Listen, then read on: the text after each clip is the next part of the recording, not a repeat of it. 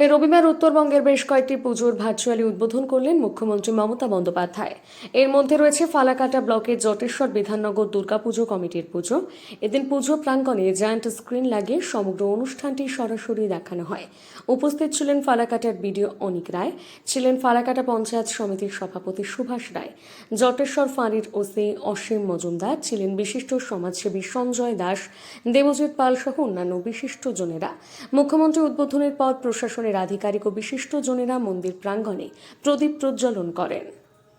আজ আমাদের বিধাননগর দুর্গাপূজা কমিটির পুজোর উদ্বোধন হলো। এবছর আমাদের সৌভাগ্য যে আমাদের মাননীয় মুখ্যমন্ত্রী তিনি আমাদের এই গ্রাম্য পুজোকে বা গ্রামের পুজোকে উদ্বোধন করলেন এবং আমাদের এই পুজো কমিটির নাম আমাদের সমগ্র পশ্চিমবঙ্গের মধ্যে ছড়িয়ে গেল। আমরা খুবই আনন্দিত তার জন্য।